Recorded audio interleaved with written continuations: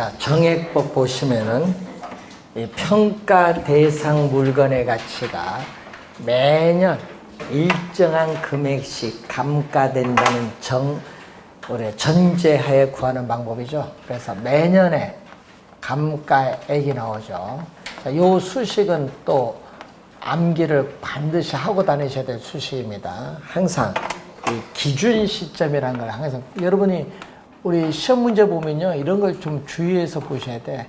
우리가 신축 시점에 재조달 원가 나와 게 있거든요. 그럼 신축 시점이 나오면은 기준 시점까지 시점 수정을 해야 돼요. 그러니까 잘 보셔야 돼. 우리가 신축 시점으로 주어졌는지 기준 시점으로 주어졌는지. 이 기준 시점에서야 뭐해서 재조달 원가에서 경제적 내용 연수 끝났을 때 잔존 가격을 빼야 되는데 이것을 뭐라고 하죠? 이것을 우리는 감가총액이에요. 이 감가총액을 뭘로 나눠준다? 우리 경제적, 물리적 내용 연수가 아니라 평가에서는 경제적 내용 연수를 기준해죠. 이 경제적 내용 연수로 나눠주는 거예요. 자, 예를 들어서 이 기준 시점에 재조달 원가가 5억이다. 자, 예를 들어서 기준 시점에 재조달 원가가 5억이다. 또 문제 보면요, 또 이런 게 나오거든요. 잔존가치율. 잔존가치율은 뭐다? 창가율과 같죠. 자, 이것은 재조달 원가에서 우리는 잔존 가격이 차지하는 건데, 자, 여러분 시험 문제 또 우리가 박스에 나오잖아요. 그럼 내용 연수 만료 시의 잔존 가치율은 10%이다. 10%면 얼마? 이게 10%면은 지금 재조달 원가가 5억이면 5억의 10%는 얼마죠? 5천만 원. 그럼 5천만 원 이렇게 빼면 되지 뭐. 5천만 원을 뺀 여기가 바로 감가총액인데, 만약 경제적 내용 연수가 50년이다. 50년이면 얼마? 공 하나 없어지면은 4,500만 원을 5로 나눠주면 5, 9, 45죠. 그럼 900만 원이 되겠지 뭐. 자, 매년 900만 원이 이렇게 돼요. 자, 그래서 이런 의미거든요. 경과, 연수. 자, 건물을 우리가 준공해서 1년, 2년, 3년, 몇 년? 경제적 내용수 50년. 그럼 매년에 감가액은 지금 얼마죠? 900만 원. 자, 중요한 건 요거 얘기죠. 매년의 감가액은 900만 원으로 똑같아요. 그래서 정액법을 균등상각법이라고 해요. 균등하게 생각한다. 자, 그래서 매년의 감가액은 뭐가 돼? 이 매년의 감가, 요 액은 900만 원으로 뭐하다? 일정하다. 근데 여러분요, 건물은요, 초기에 감가가 별로 없거든요. 나중에 감가가 많지. 그래서 매년의 감가액을 일정하다고 했기 때문에 건물의 실제 감가액과는 일치하지 않을 수도 있다는 단점은 있어요. 또 감가 누계액은 얼마? 누계액은 900에 더해주면 얼마? 1,800. 또 900 더해주면 2,700. 이렇게 곱하면 돼. 요렇게 이렇게 곱하면 이게 누계액이 돼. 이렇게 곱해주니까 얼마? 4억 5천. 요 감가총액이죠. 이 감가총액이 바로 요거 4억 5천만 원. 여기다가 잔존가격 얼마? 5천만 원 더해주면은 이제 5억이 되는 거예요. 재조달 원가. 자, 여기서 경과연수와 감가누계액은 뭐하다? 정비례한다. 자, 정비례하여 뭐한다? 증가합니다.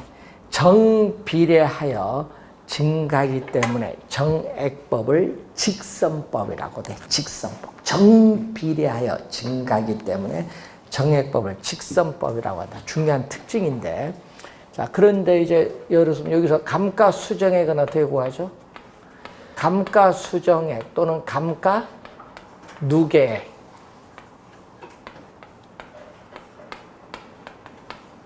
감가 수정의 감가 누계액은 얼마? 누계액은 얼마가 되죠? 우리는 매년의 감가액 900만 원에 뭐를 곱한다? 경과. 준공에서 몇 년 경과했느냐? 몇 년 경과했냐? 예를 들어서 우리 5년. 준공에서 몇 년? 5년이 경과했다. 그럼 95, 45, 4,500만 원이 감가 수정액. 그럼 작년 시험에는 뭐를 출제했어요? 적산가액 구하는 걸 출제했죠. 작년 시험은 이 적산가액을 구하는 걸 출제했어요. 그러면 적산가액은 기준 시점에서의 재조달 원가가 얼마냐? 5억 원인데 이 5억 원에서 감가 수정액 얼마냐면 4,500만 원을 빼주면 4억 5,500만 원이 구하고자 하는 우리는 적산가액이다. 4억 5,500만 원이 구하고자 하는 적산가액. 자, 이런 형태의 문제가 작년에 출제를 했습니다. 작년에는요, 기준 시점으로 안 줬어요. 신축 시점으로 줬었죠. 그러면 기준 시점까지 뭐야? 시점 수정 해줘야겠죠. 자, 우선은 요 정액법 하나 확인을 해봤고, 자, 두 번째는 뭐다? 정율법. 자, 정율법은 평가 대상 물건의 가치가 이번은 뭐다? 정율, 일정한 비율로 감가된다는 전제하에 구해요. 그래서 매년의 감가율은 어떻게 돼요? 정율이기 때문에 일정해요. 자, 매년의 감가율은 정율이기 때문에 뭐다? 일정하다. 그런데 매년의 감가액은 얼마? 정액법과 달라요. 여기는 체감한다. 예. 그래서 매년의 감가액을 보면은 뭐가 돼? 체감한다. 자, 이러면 신규 어떻게 새 기계를 1억 원에 취득을 했어요. 예? 1억 원에 새 기계를 취득했는데, 자, 매년에 감가율, 정률이 10%다 주어졌습니다. 그러면 한번 볼까요? 그럼 기계를 사와서 1년 사용을 했어요. 경과년수 1년, 2년, 3년. 근데 매년의 감가액은 얼마? 자, 우선 1억 원 사왔는데 1년 사용했던 10% 감가율. 1억의 10%인 1,000만 원이 우리는 상각이 돼요. 그러면 남아있는 것, 전년도 말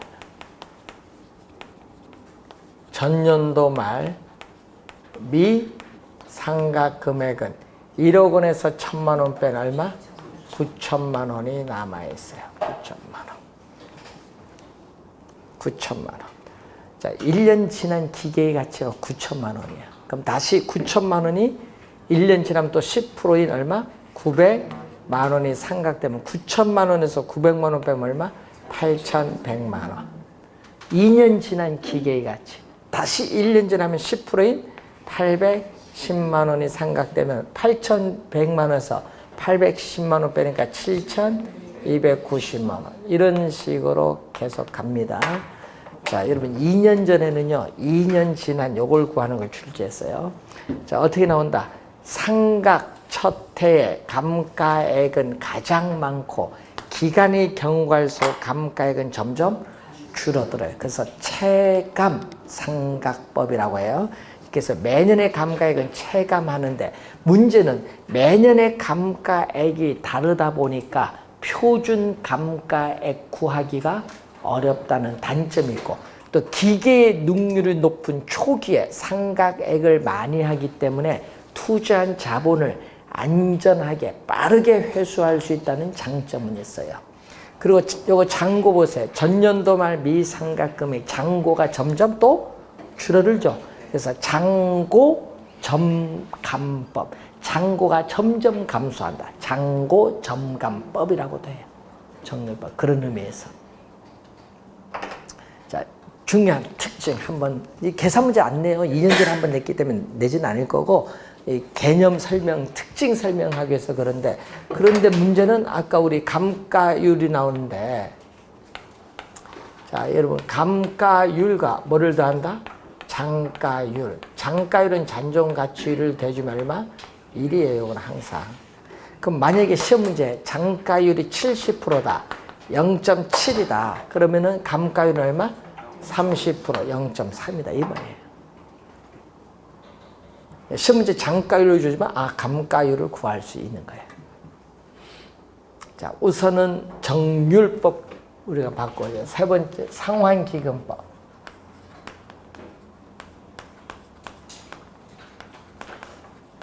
상환기금법은 광산에 적용되는데, 이 광산, 예를 들어서 광산 수명이요, 100년이다 하면은, 이 광산으로부터 매년 회수되는 감가액을 국공채와 같은 안전한 자산에 투자하여 운용한다는 것을 가정을 한다. 투자 운용하는 것을 가정한다.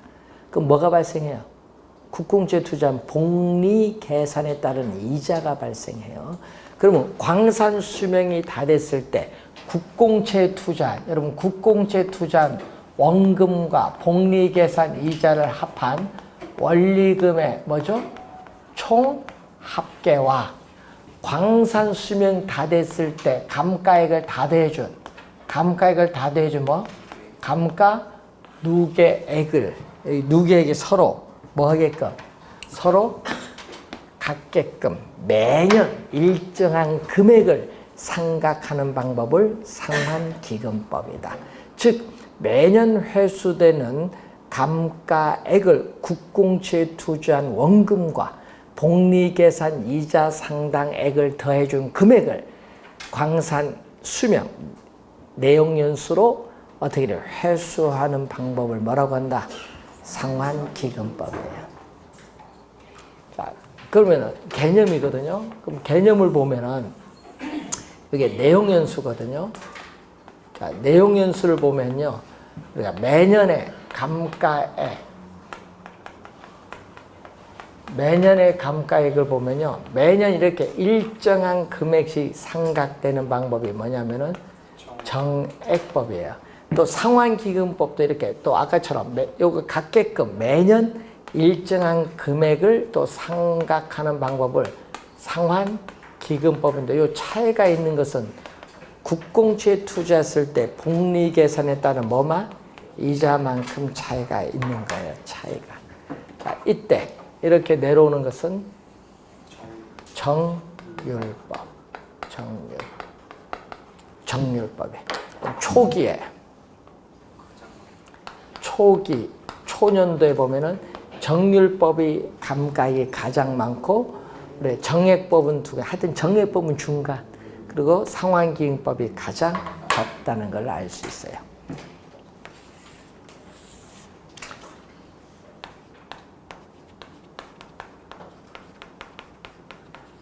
감가 누계액을 보면은 경제적 내용에서 끝났다. 최종 내용에서. 여러분 경제적 내용에서 끝났어요. 자, 처음에는 감가 없죠? 참 사용도 안 하는데 감가가 없지. 이렇게 감가가 처음에 100만 원, 그 다음에 누계니까 200, 300 이렇게 쭉 가는 거, 이렇게 가는 건 정액법이야. 정액법. 자, 상환기금법도 이렇게 직선으로 가는데 상환기금법이 좀 작죠. 이게 뭐 요 차이가 복리계산에 따른 이자만큼 차이가 나오는 거지. 예? 자, 그리고 이렇게 가는 거. 이렇게 가는 것은 정률법. 자, 또 초기에 보면은 감가 누계액이 가장 많죠. 정액법이 중간, 상환기금법이 가장 적다. 그림 한번 그림은 그려본 거예요. 아, 이런 형태의 그림이었구나. 이렇게 한번 확인해 보시면 되겠습니다.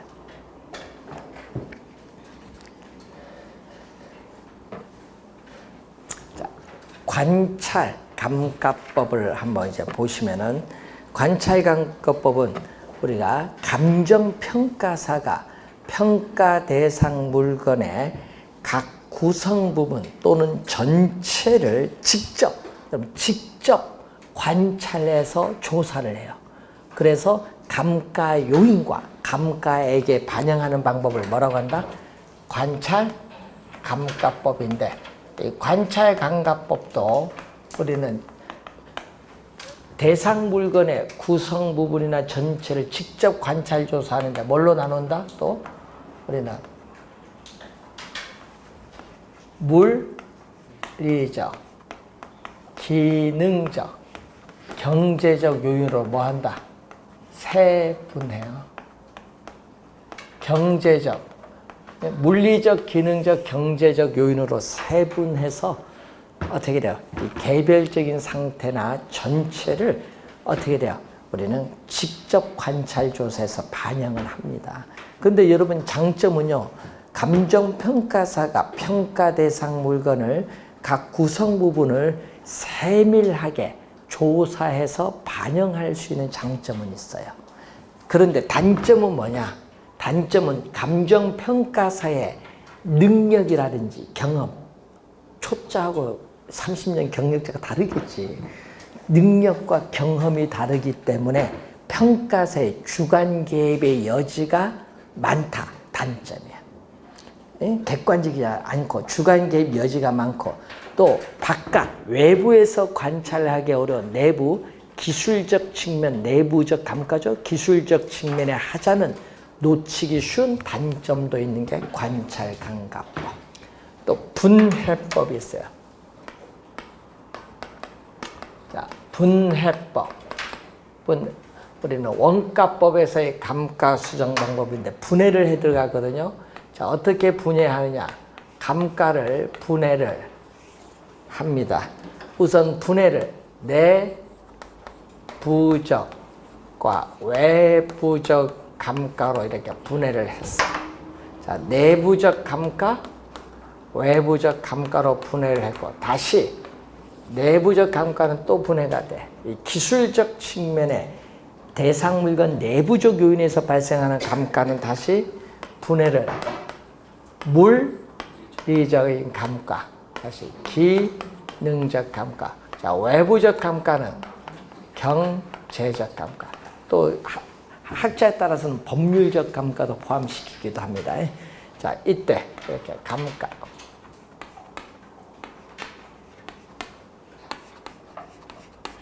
자, 물리적 감가, 기능적 감가인데 내부적 감가는 다시 또 두 가지로 세분돼요. 이 세분할 때는 항상 요걸 봐야겠죠. 세분할 때는 치유에 요하는 비용. 여러분 병원 가면 여러분 치료비 나오죠. 그 비용이 있을 거고, 치유 후에 가치, 부동산 가치 상승분이 있어요. 비교를 해야지. 비교를 하는데 치유의 비용보다 가치 상승분이 더 크면 치유를 할까요 말까요? 해야죠.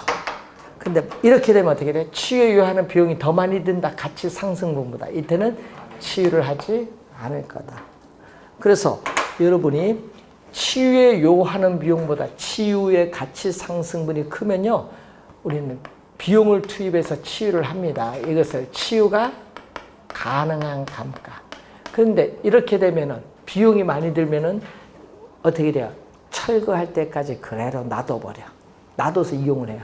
치유 자체가, 치유가 뭐다? 불가능한 감가. 이렇게 세분돼. 또 기능적 감가가 발생하면 이 치유, 계량 비용이죠. 이 계량 비용 같은 치유에 요하는 비용과 치유의 가치 상승분이 큰 비교했는데, 치유 후에 가치 상승분이 크면 비용을 투입해서 우리는 계량을 할 것이고, 치유 비용이 더 많이 든다. 그럼 비용을 투입을 하지 않는다. 치유가 뭐다? 불가능한 가능한 감가. 이렇게 내부적인 감가는 치유 가능, 불가능으로 이렇게 더 세분화시킬 수 있어요. 근데 대상 물건 자체는 관계없이 외부적 요인에서 발생하는 이 경제적 감가는 외부적 요인에서 발생했기 때문에 이거는 치유 불가능한 감가다. 외부적 요인에서 발생하는 것은 치유 불가능한 감가밖에 없어요. 그래서 각각에서 뭐를 구하죠? 각각에서 감가액을 다 구해요. 여기서 다 구해서 이걸 더해줘서 감가 누계액을 구하는 방법을 분해법이라고 해요. 분해법 개념. 경제적 감가는 뭐다? 치유 자체가 불가능한 요인으로 이루어진 감가다.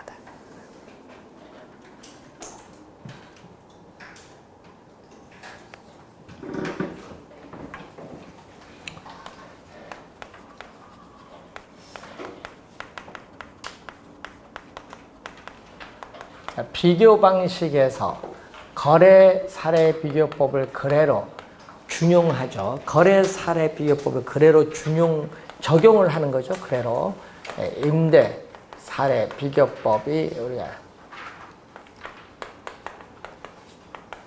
작년 시험에 거래 사례 비교법 개념을 또 출제했어요. 개념 작년 시험에 자 뭐죠? 이 대상 물건과 가치 형성 요인이 같거나 비슷한 뭐다? 거래 사례와 비교하여. 거래 사례와 비교하여 얘기죠.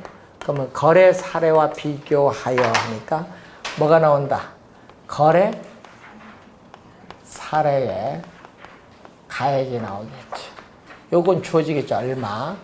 여기다가 어떻게 돼요? 대상 물건의 현황. 그럼 대상 물건의 현황에 맞게 사정, 보정, 그리고 시점,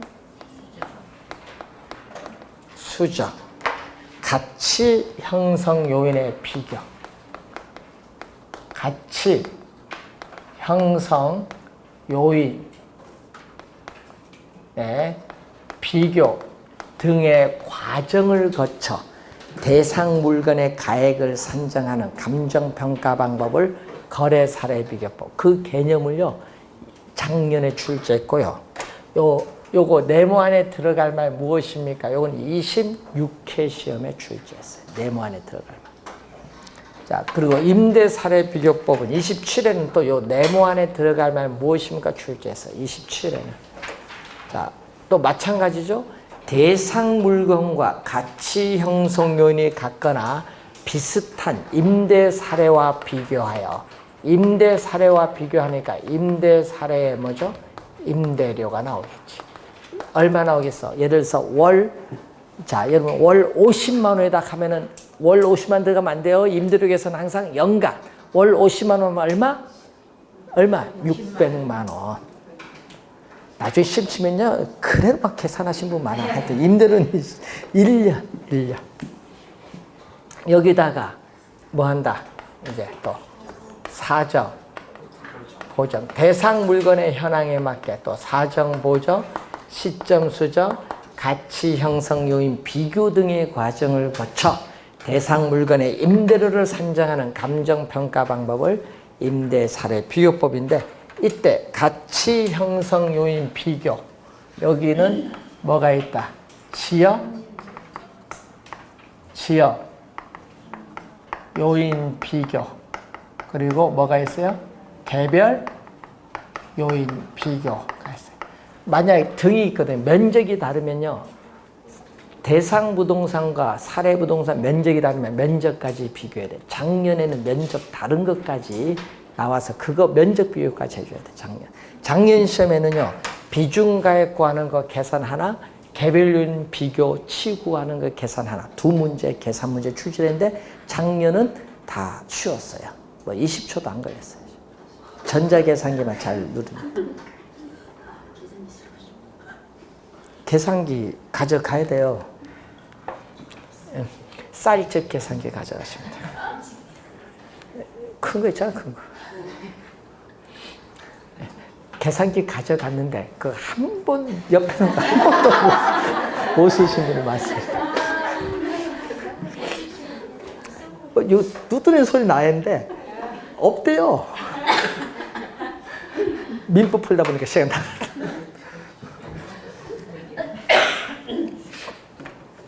자, 우선은 개념 잘 보셔야 되는데, 자, 그러면은 요 4개를 알아야 계산될 거 아니에요. 우리가 보통 4개. 그러면은 그 4개를 구하기 위한 이 거래, 사례, 수집, 선택 기준 4가지가 있죠. 이걸 잘 알아둬야지, 시험 문제는. 시험 문제는 여기서 나오는 거야, 4가지. 요걸 알아야 계산이 되는 거예요. 예? 자, 4가지 기준 중에서 우리가 첫 번째가 사정, 보정의 가능성이 있어요. 여러분, 사례 물건은요, 정상적인 것 또는 정상적인 것으로 보정이 가능한 사례를 수집을 해야만 합니다.